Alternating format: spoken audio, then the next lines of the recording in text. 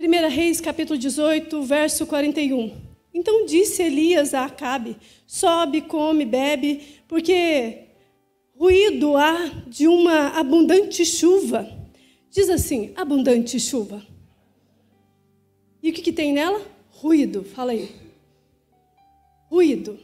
É sobre esse ruído que eu quero falar. E Acabe subiu a comer e beber, mas Elias subiu o cume do Carmelo e se inclinou por terra e meteu o seu rosto entre os joelhos e disse ao seu moço: sobe agora, olhe para a banda do mar. E subiu e olhou e disse: não há nada. Então disse ele: torna lá 7 vezes.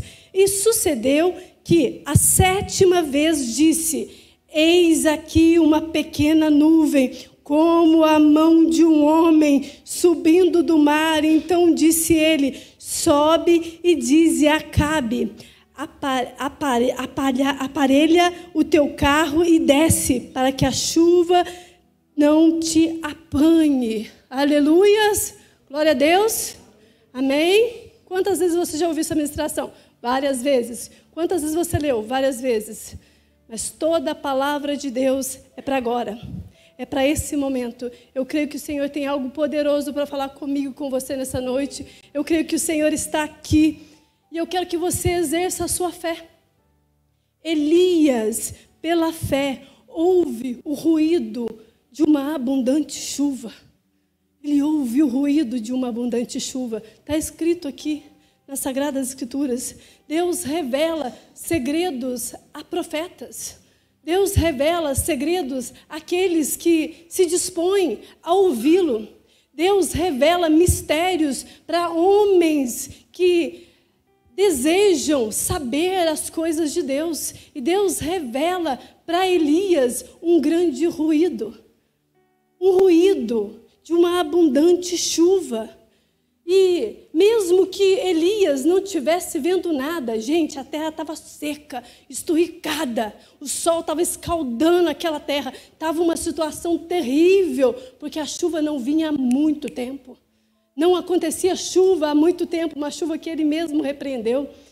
Porém, aqui, ele está numa situação em que dentro dele, ele ouve o ruído de uma chuva. E mesmo ele não vendo, ele está crendo. Ele está crendo. O que falta para nós como igreja dos últimos dias é crer. O que falta para nós da igreja dos últimos dias é o excesso de incredulidade, pastora? Não, é o fato de que você não tem tido fé. É o fato de que nós olhamos as coisas naturais, as coisas que estão acontecendo naturalmente. Uma vida que continua na mesmice. Uma vida que continua sem movimento do céu.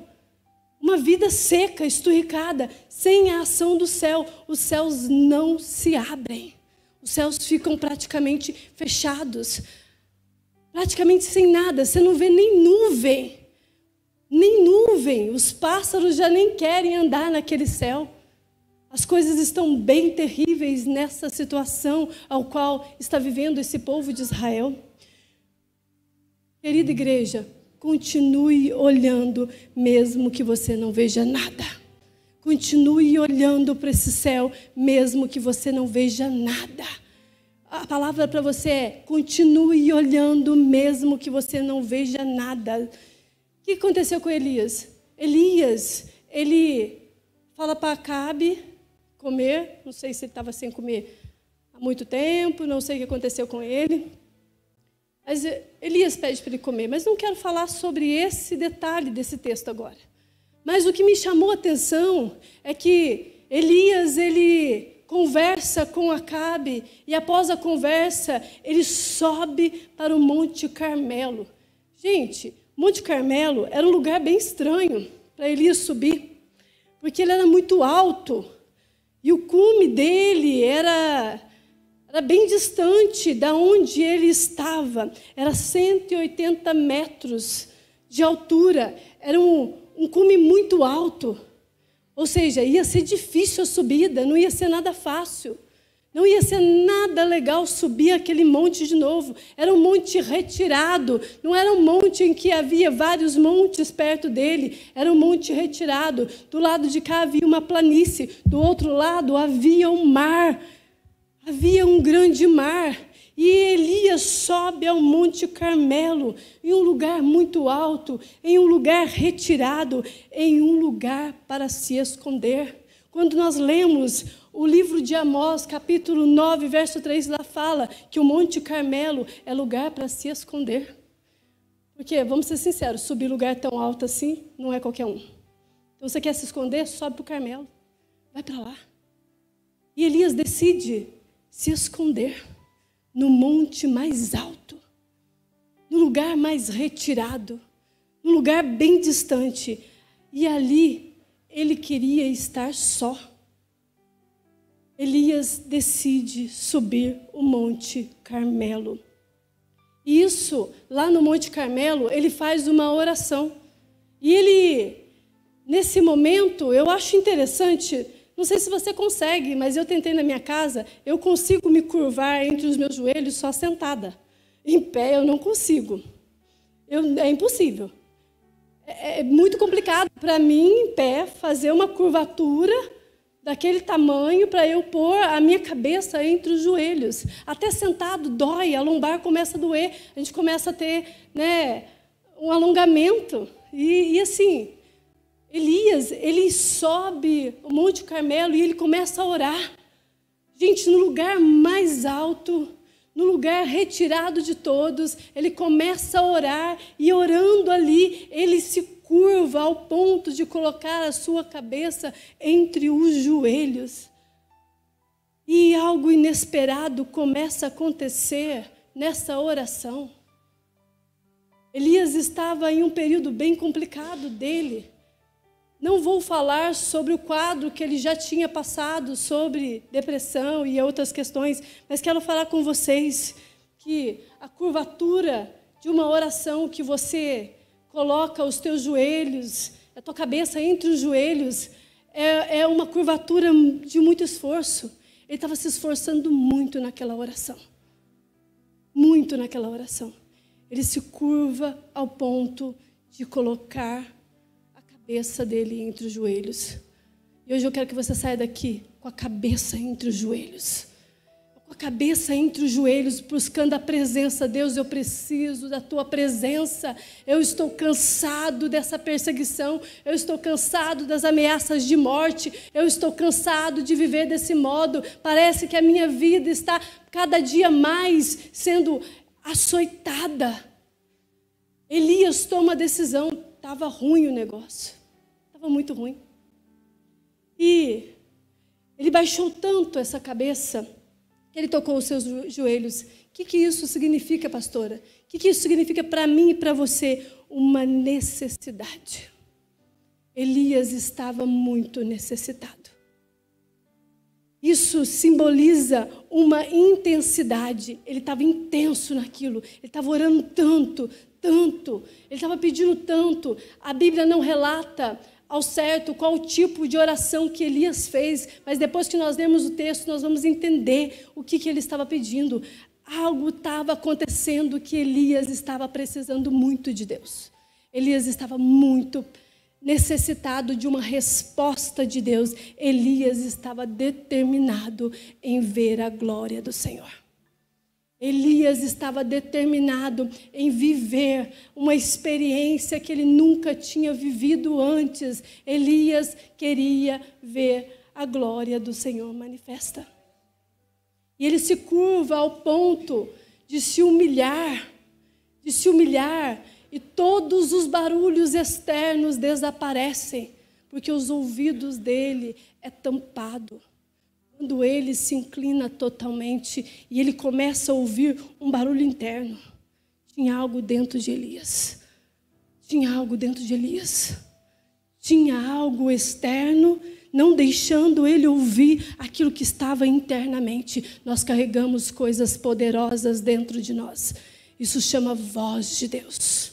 Isso chama voz de Deus. Mas a voz externa trouxe uma batalha tão grande, uma batalha mental tão grande sobre Elias, que ele decidiu falar assim: nossa, eu vou subir, eu quero ficar distante de todos e encontrar a face daquele que me ama e encontrar a glória do Senhor.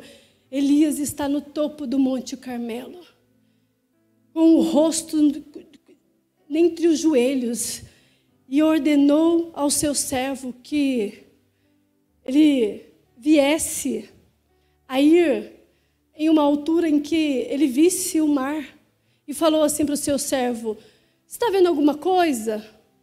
Vai lá e vê. Aí o servo vira para ele e fala assim: estou vendo nada não estou vendo nada. Aí que Elias continua lá. Elias não muda a posição. Elias não levanta e vai junto com o rapaz, o servo. Ele não faz isso. Ele continua na mesma posição, entre os joelhos. E ele fala assim: vai lá e vê de novo. Vai lá até 7 vezes e vê o que Deus vai fazer. E Elias, ele não perde o foco. Ele não sai da posição que ele está. E o lugar aonde ele sobe e vê, o jovem, o servo, ele só vê um mar gigantesco e um céu gigantesco refletindo no mar. E um sol brilhando sobre aquele ambiente. Não tinha nada para ser visto mesmo.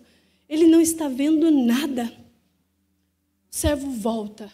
Ele vai 1, ele vai 2, ele vai 3, ele vai 4, ele vai 5, ele vai 6. Aí Elias continua dizendo: vai voltando quantas vezes for preciso, até você ver. Até você ver. Elias está ensinando para mim e para você que nós precisamos ser persistentes naquilo que nós não estamos vendo. Nas realidades que nós não estamos vendo. Torna lá mais 7 vezes. Torna lá 7 vezes. Quando não existe resultados aparentes, nós necessitamos continuar as nossas buscas. Busca, busca, busca até achar. Busque até encontrar. Elias continuou orando com a cabeça baixa.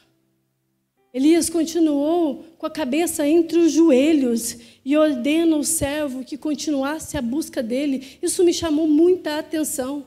E eu queria que você ficasse atento aos detalhes desse texto. É um texto muito interessante. Elias não desvia o seu olhar. Ele não desvia o seu olhar. Elias, ele não deixa o servo dele também perder o foco. Ele diz para o servo: você precisa olhar. Enquanto eu não desvio o meu olhar, você precisa olhar. Olhe lá. Continue olhando, mesmo que você não veja nada. Continue olhando, mesmo que você não veja nada. Elias está num período muito difícil. Há 3 anos e 6 meses não havia chuva na terra. E olha, um ambiente sem chuva, ele remete falta de comida. Então, se falta chuva, você come mal. Se falta chuva, você bebe mal. Se falta chuva, você vive mal. O povo de Israel estava sem chuva, vivendo mal. Porque faltava aquilo que vinha da parte do Senhor, as águas. Então o povo não estava comendo do jeito certo, não estava bebendo do jeito certo, não estava vivendo do jeito certo. Estava todo mundo vivendo mal. E nesse momento, Israel está a ponto de admitir que o Senhor Deus é Deus. Que o Senhor Deus é soberano. Porque acabou de acontecer algo glorioso. Elias ora, cai fogo no altar. E o fogo manifesta a presença naquele ambiente. E Deus, ele recebe a oferta, recebe tudo aquilo, e vem uma manifestação de fogo naquele ambiente, e todos os profetas de Baal morrem. Mas isso não basta, porque a seca continua. A seca continua.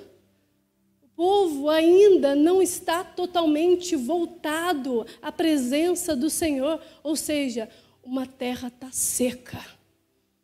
Tem gente comendo mal, tem gente bebendo mal, tem gente vivendo mal. Um povo seco.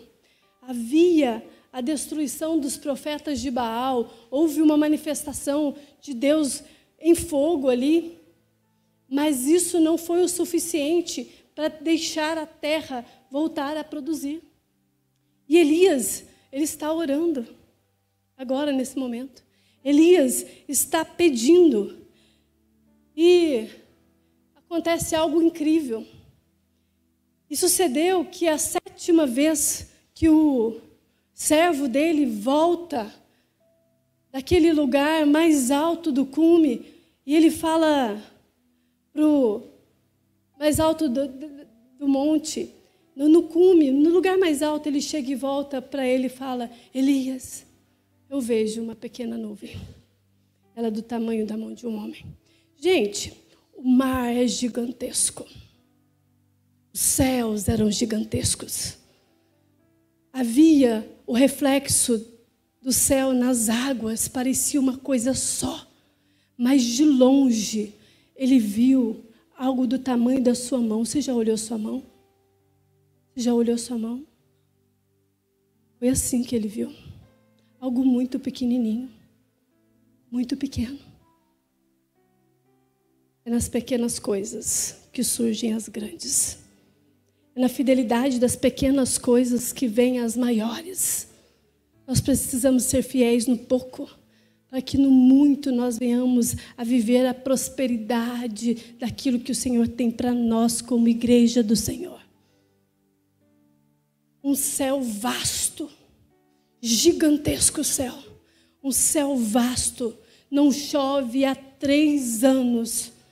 Não havia chuva. O sol estava escaldante. A história era terrível. E uma nuvem do tamanho da mão de um homem vem em direção. Vem em direção. E Elias diz assim: vai a Acabe e pede para ele descer. E pede para ele descer. Ou seja, corre que vai chover. Corre muito que vai chover. Eu estou só fazendo uma introdução para você bem entender. Eu vou entrar na minha pregação daqui a pouco. Elias está nos ensinando algo. Elias está ensinando a igreja desse século algo poderoso. Deus está nos ensinando, por intermédio da história de Elias, algo grande, que quando Deus quer mudar o ambiente, não há nada que venha impedir o agir dele. Nada pode impedir o agir do nosso Deus, por mais que nós venhamos a não ver nada. Deus está movendo. Essa nuvenzinha do tamanho da mão de um homem pode deixar o céu pesado e derramar grandes chuvas sobre a terra. Pode deixar o céu com nuvens pesadas e em segundos a terra ficar fértil de novo. E a terra produzir a comida. E a terra produzir as bebidas. E a terra ter vida. Porque ela estava seca. Ela estava seca. Havia também outros personagens nesse texto. E aqui, a famosa Jezabel e Acabe. E, sinceramente, eles são a representação da pior coisa de Israel. Não havia ninguém pior do que esses dois. Eles representam a corrupção. Eles representam um sistema de morte. Eles representam um sistema de pecado. Alguns dizem o espírito de Jezabel, mas quando nós lemos o Apocalipse, nós encontramos a igreja de Tiatira sendo exortada pelo próprio Cristo, dizendo que é para nós não tolerarmos a doutrina de Jezabel. E havia uma doutrina sendo implantada no meio do povo de Deus, uma forma de vida errada, pecaminosa, um sistema pecador, um sistema de morte, um sistema de corrupção. Essa era a visão. Acabe foi o pior rei que Israel já teve. Acabe foi um homem muito omisso, e sua busca pelo poder e sua busca pela influência levou ele a associar a pior mulher que ele poderia.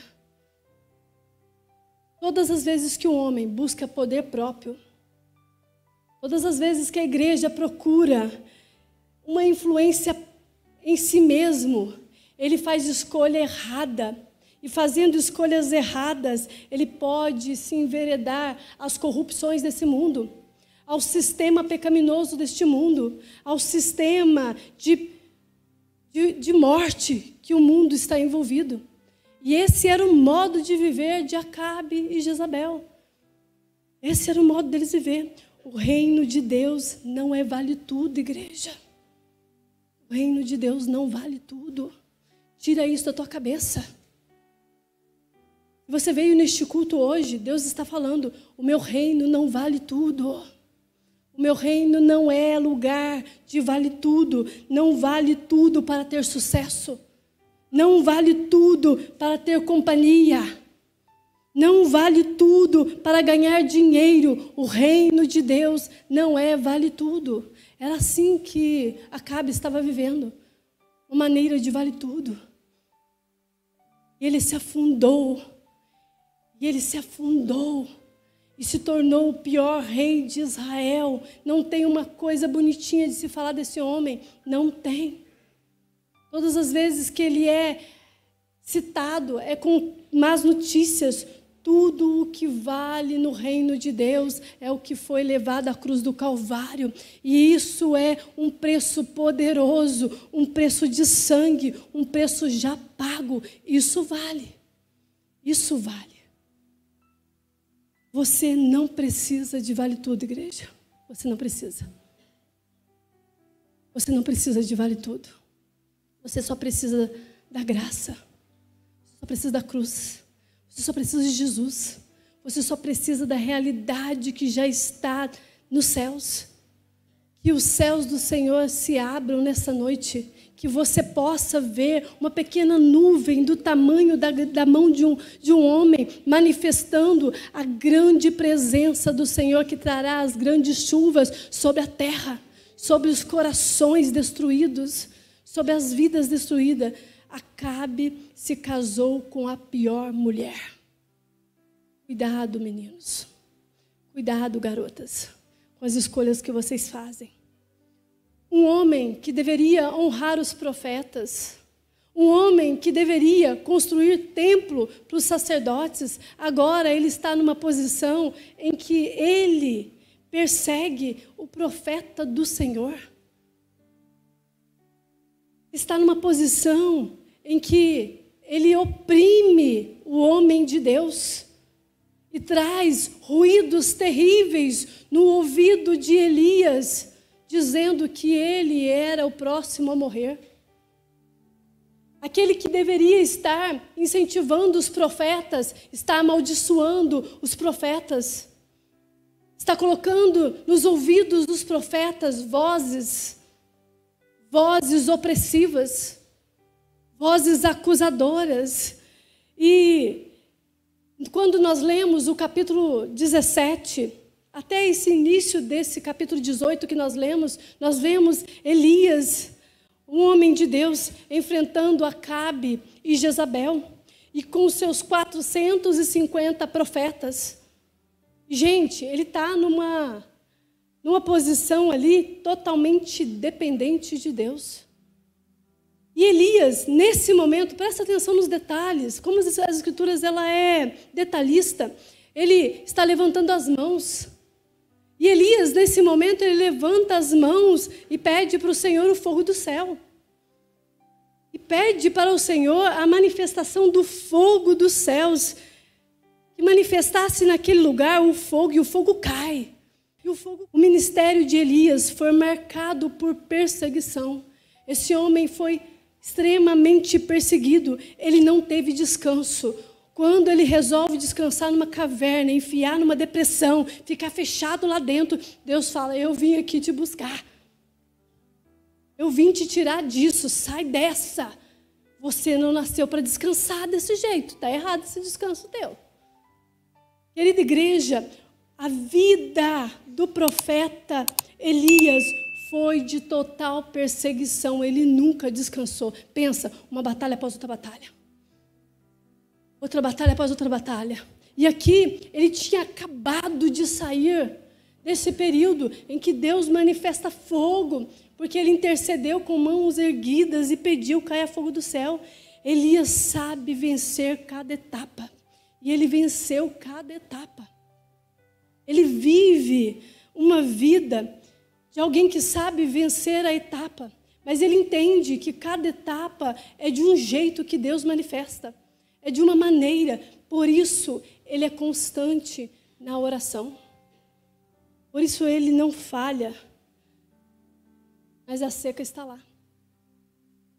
Ele sabe que quando ele pede fogo, é só pôr a mão para cima e pedir fogo. E Deus vai manifestar. Mas a seca está lá. A seca está em Israel. Ele sabe que o inimigo também está lá. Ele sabe perfeitamente que Acabe e Jezabel está lá. E a seca continua. E a seca continua. E o ruído da morte também continua. E o ruído da morte também continua. E sabe, ele está sob um grande ataque. Um ataque mental. Um ataque espiritual que no físico ele consegue perceber. É aquele dia que você olha e fala: nossa, parece que o inimigo está mais perto do que nunca. Está mais próximo do que nunca. Quando você está sob ataque, o que você precisa fazer, igreja? Elias está nos ensinando o que nós precisamos fazer quando nós estamos sob ataque. Voltar para o lugar que você sentiu a presença. Voltar para o lugar em que você sentiu a presença de Deus. Voltar para aquele lugar em que Deus falou com você da última vez. Lugar onde Deus manifestou e falou com você. Elias sobe o Carmelo, porque da última vez foi o lugar aonde Deus falou com ele. Ele sobe novamente para ouvir a voz de Deus. Não foi fácil subir o Carmelo, porque ele é muito alto. Exigiu esforço. Exigiu esforço quando ele chega lá e ele começa a orar. Ele exigiu esforço de se curvar. Elias, na posição que ele tinha de profeta, se curvou diante do Todo-Poderoso, e nós não somos capazes de nos curvar para simplesmente agradecê-lo. Nós não nos curvamos muitas das vezes diante de Deus nas coisas simples. Elias, ele sobe ao Carmelo porque da última vez foi ali que Deus falou com ele.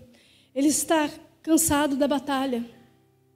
Ele está cansado da batalha, mas decide subir de novo para resolver as coisas muito sérias. Havia algo muito sério acontecendo. Muito sério. Sabe o que Elias, eu imagino que ele orava com a cabeça entre os joelhos? Eu preciso de clareza nisso, está difícil. Eu preciso encontrar a sua presença, porque eu não vejo nada a não ser um terreno seco. Eu preciso de dominar os meus pensamentos, porque às vezes eles fogem do meu controle. Eu sinto Jezabel falando nos meus ouvidos, dizendo: eu vou matar você. Às vezes a voz fica tão próxima que eu percebo, Deus, que está tão audível para mim, que eu sou consumido pelo cansaço de lutar. E muitas das vezes o desânimo me abate e eu quero desistir. Eu quero fugir dos dilemas. São muitos ruídos externos, Deus. São muitos ruídos externos. Eu ouço tanta coisa. Eu ouço tanta coisa. Fica difícil ouvir o Senhor. Fica difícil ouvir o Senhor. mas eu vou subir um monte, lá em silêncio, lá tudo é silencioso. No silêncio eu quero te ouvir. Eu quero lembrar da última vez que o Senhor falou comigo. Eu quero lembrar qual foi a última vez que eu orei em línguas e eu já não faço mais isso. Eu quero me lembrar da última vez em que eu vi a sua manifestação incendiar o meu quarto e eu perceber que eu não consigo sair daquele ambiente porque é o Senhor que está ali.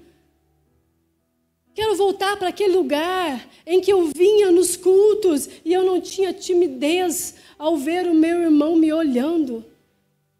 Eu quero, Deus, voltar a sentir a Tua presença neste lugar, chamado lugar secreto, lugar de intimidade, lugar de conserto, lugar de amigo, lugar de consolo. Às vezes pareço estar abatido espiritualmente e me confundo, Senhor, achando que eu estou em frieza espiritual, mas na verdade, Deus, eu só estou com muitos ruídos do lado de fora. Eu só tenho ouvido muito aquilo que é externo.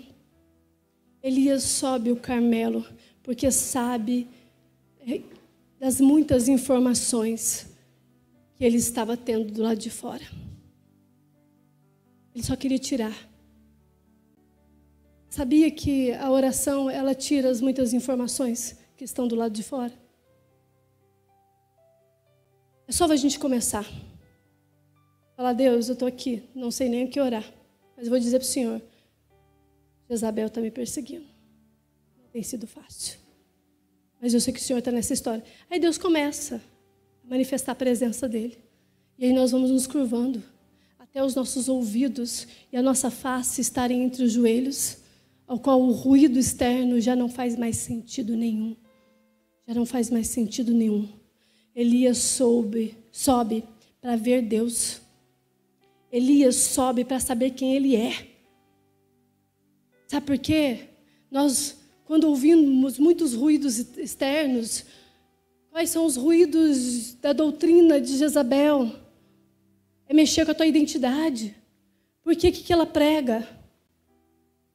O que ela ensina? Ela é uma falsa profeta. E ela está ensinando as coisas que aparentemente são belas, que é o pecado, o sistema de morte, o modo de viver contrário à palavra de Deus. E aquilo traz no coração de qualquer crente uma sensação terrível. E ele perde a sua identidade, ele nem sabe mais quem ele é.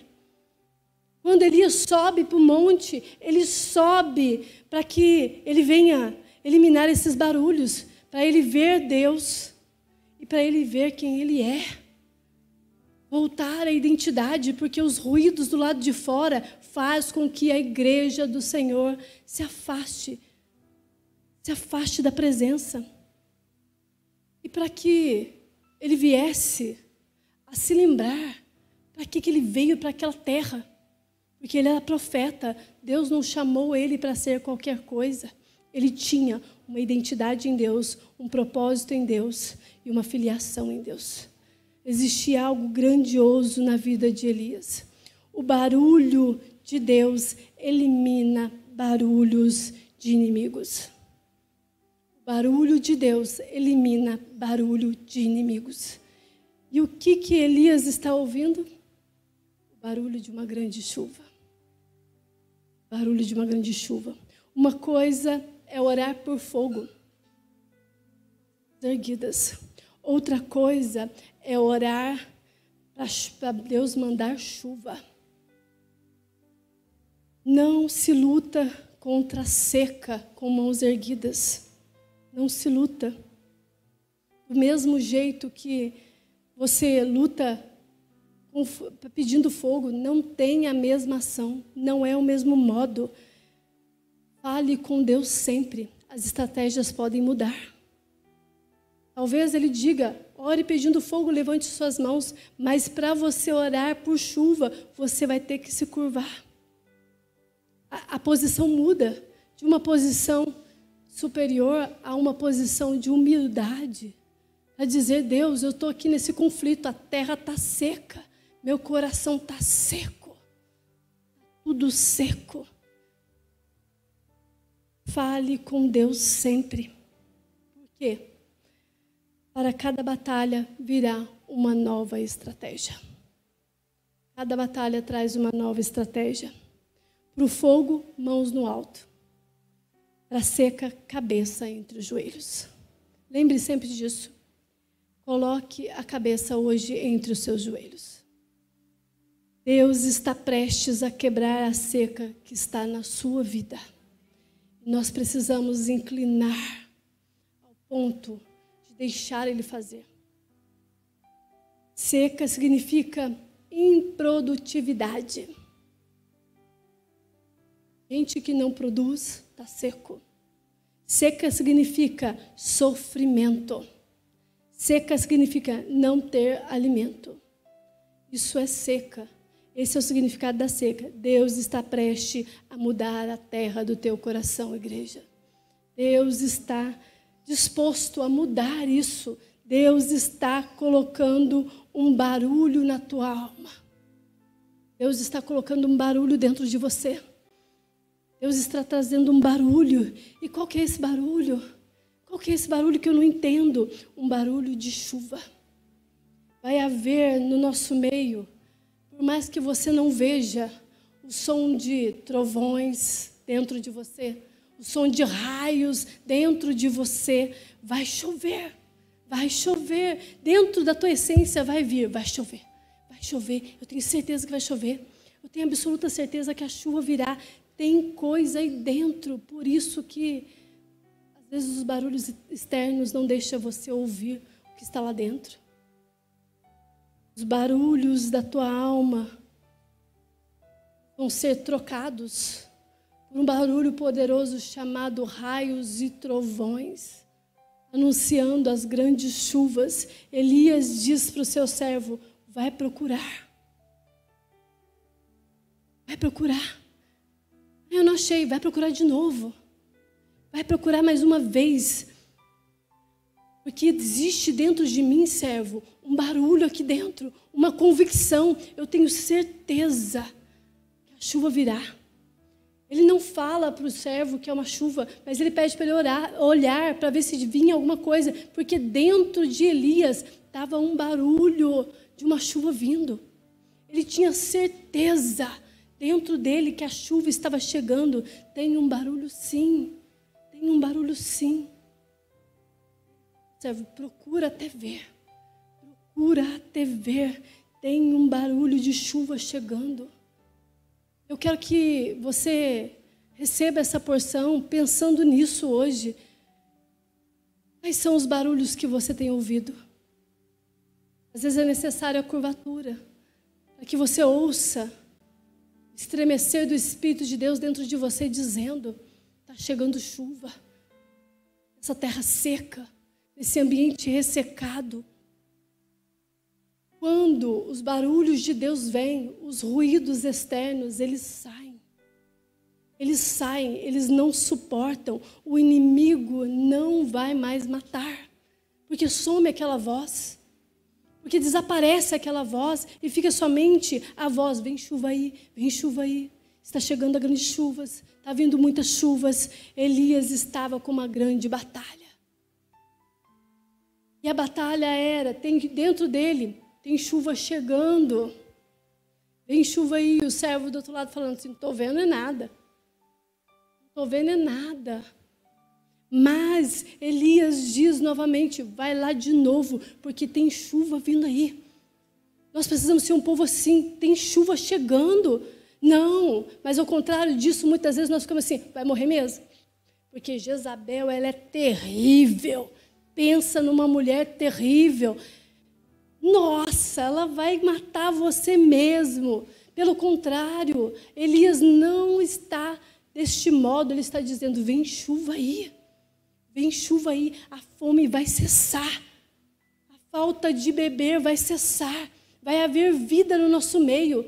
O povo para de pensar coisas contrárias e começa a pensar coisas corretas. Quem move Elias é a voz de Deus. Quem move Elias é a voz de Deus. Por isso ele é chamado amigo de Deus. Por isso, quando nós lemos a profecia a nosso respeito, Deus fala que nós venhamos a ser uma geração como é Elias, o Elias desse tempo.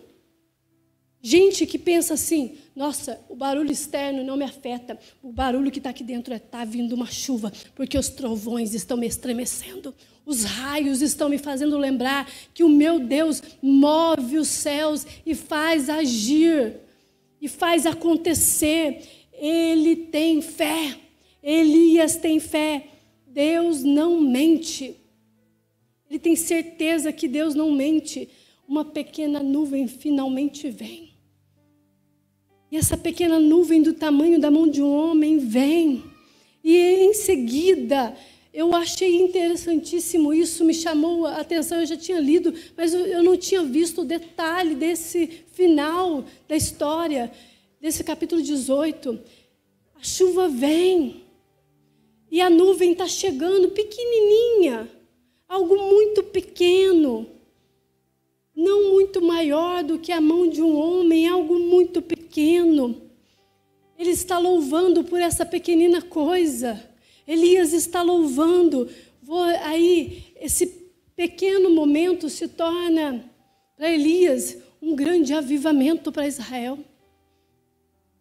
E ali se torna também, não só uma nuvenzinha, mas nuvens pesadas sobre Israel.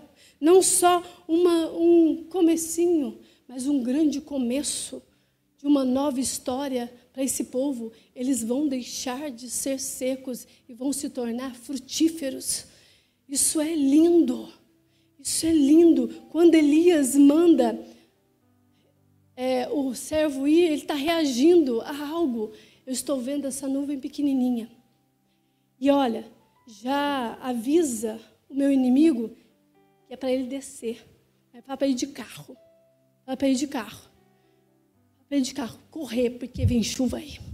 E vai cair chuva aí. Pequena nuvem não significa pequenas coisas. Diante de Deus, uma nuvem deixa de ser do tamanho da mão de um homem e se torna uma grande massa de nuvens de chuva. Uma grande massa escura aparece nos céus. E olha, foi assim, em segundos. Não demorou muito tempo. Abra sua Bíblia. Não sei se ainda está aberto. Em 1 Reis 18. Para finalizarmos essa ministração. No verso 45. Vai lá, meu servo. Avisa Acabe. O negócio vai ficar feio para o lado dele. Verso 45 de 1 Reis, capítulo 18. E sucedeu que, entretanto, os céus se enegreceram com nuvens e vento, e veio uma grande chuva, e Acabe subiu ao carro e foi para Jezreel. E a mão do Senhor estava sobre Elias, ao qual cingiu os lombos e veio correndo perante Acabe até a entrada de Jezreel. Elias manda um recado, pede para o servo, vai lá, no verso 44 que nós lemos, vai lá e avisa Acabe que é para ele descer para casa, para ele ir para casa. Ele desce de carro, só que Acabe está descendo. Elias tinha orado, ele já sabia. Ele colocou a cabeça entre os joelhos, e eu falei muito disso hoje, mas eu quero frisar bastante, porque às vezes nós precisamos colocar a cabeça entre os joelhos. E Elias coloca a cabeça entre os joelhos e ouve a chuva, antes que ela viesse a acontecer, e diz, vem chuva aí.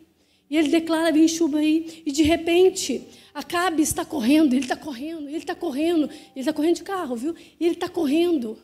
E Deus fortalece a vida de Elias. E ele é fortalecido pela presença do Senhor. E a mão do Senhor estava sobre Elias. Acontece algo muito interessante aqui, com Acabe correndo da chuva. Acabe, o representante do mal, ele está correndo, correndo, correndo. Acabe, o representante de tudo que não presta, está correndo, correndo, correndo. E Deus está colocando em Elias a mão dele, fortalecendo Elias. Elias se fortaleceu no Senhor. E ele cinge os seus lombos. Essa palavra, cingir os lombos, naquele período os homens usavam saias compridas. E para correr, a saia segura. Quem é mulher entende muito bem disso. A saia segura. E para correr, os homens cingiam os seus lombos, ou seja, eles pegavam a saia, passavam entre as pernas, passavam um cinto e, perna que te quero. E eles corriam. Eles corriam, normalmente, como se estivesse usando um bermudão. Na verdade, não era. Era cingir os lombos. Ele amarrou a roupa. Elias amarrou a roupa longa com o seu cinto. E ele está pronto a agir com diligência. E ele está pronto a agir com prontidão. E olha, Acabe está correndo de carro. Aqui é uma carruagem de cavalos, né? São carros. Carros, eles superam homens a pé, não supera? Supera, igreja. Carros superam homens a pé. Mas Elias está fortalecido no Senhor. Fortalecido no Senhor. O verso 46 diz assim: e a mão do Senhor estava sobre Elias, o qual cingiu os lombos e veio correndo perante Acabe até a entrada de Jezreel. Elias correu a pé diante deles. Ou seja, ele chegou primeiro. Chegou primeiro porque ele estava fortalecido no Senhor. Porque ele confiou na força de Deus. Ele confiou na força do Senhor. Ele não confiou em carros. Ele não confiou em cavalos. Nunca. Nenhum homem que confia em carros, em cavalos, soube o que é confiar na força do Senhor. Não é isso que a Escritura diz? Alguns confiam em carros, outros em cavalos, mas nós confiamos no nome do Senhor, o nosso Deus. Elias confiou no Deus que ele servia. Elias confiou. Querida igreja, hoje eu quero dizer para você, amarra a tua saia e corre. Diante da presença do Todo-Poderoso, Ele te fortalecerá. Ele te fortalecerá. O Senhor fortaleceu Elias. O Senhor fortaleceu Elias. Ele chegou primeiro que o inimigo. Ele chega diante deles. O mal está indo a cavalo. O inimigo muitas vezes está a cavalo, correndo, enlouquecido. Mas às vezes o inimigo, muitas vezes, ele quer fazer o quê? Destruir as coisas na frente. Alguns de nós pensamos assim, o inimigo está vindo, e ele está vindo para destruir o meu ministério. Outros estão assim, o inimigo está vindo forte para matar o meu filho, porque ele está definhando nas drogas. O inimigo está vindo para matar o meu filho, porque ele está definhando na vida pecaminosa. Alguns de nós pensamos assim, o inimigo está vindo a cavalo, está indo a cavalo em direção ao meu casamento. O divórcio já é decretado. Mas, igreja, Deus diz, a minha presença te fortalecerá. A minha presença te fortalecerá. A minha presença vai na frente. A minha presença vai na frente. Deus está renovando a tua força. Deus está renovando a nossa força nessa noite. Elias veio correndo perante Acabe. E olha, sabe o que Elias, acho que ele falava, ele ficava correndo falando assim, força, força, força, aleluia, força, aleluia. Ai, força está vindo força. Porque às vezes a gente cansa com as guerras, mas a força do Senhor, ela manifesta em nós milagres poderosos. A mão de Deus estava sobre Elias. A mão do Senhor estava sobre Elias. O mal não chega antes. O mal não chega antes. O mal até pode insinuar que está indo na frente, mas ele não chega antes. Amarra a tua roupa, igreja. Amarra a tua roupa, porque é tempo de correr. Amarra a tua roupa, porque é tempo de correr. Deus manda chuva. Deus manda chuva. Ele envia a presença também para correr. Chuva vai ser bênção, mas corre na frente. Corre na frente quando o inimigo quiser destruir, antes que as bênçãos cheguem. Antes que as grandes chuvas apareçam. Antes que pareça que Deus está fazendo. Não deixe se confundir neste caminho. Os céus estão abertos. Os céus estão revelados. Deus vai mandar chuva. Deus vai mandar chuva sobre o teu casamento. Deus vai mandar chuva sobre o teu filho. Deus vai mandar chuva sobre o meu filho. Deus vai mandar chuva sobre a igreja. Deus vai mandar chuva sobre Alfenas. Mas o Senhor está dizendo: igreja de Alfenas, Filadélfia de Alfenas, amarra a tua saia, amarra a tua roupa, porque é o tempo de correr. Não dá para esperar mais. O inimigo está vindo a cavalo. O inimigo está vindo com forças maiores do que as suas pernas, mas eu fortalecerei vocês. Eu fortalecerei vocês. A oração de Elias era muito mais do que uma chuva para ele. Era uma chuva para a nação. Era uma chuva para aquele povo. A tribo do norte. Alguns estudiosos dizem que havia mais de 350 mil pessoas. Então a vida de Elias, o chamado de Elias, o ministério de Elias não era sobre ele. Nunca foi. Mas foi sobre a história daquele povo. Sobre um Deus que move numa região. A vida de Elias foi tocada. Ele foi despertado na oração. Ele foi levantado para destruir o inimigo, para enfrentar batalhas infindáveis. E ele lutou o tempo todo. E foi guerra após guerra. Mas o segredo de Elias era ouvir Deus. E Deus diz a nós que Ele está levantando uma geração como ele.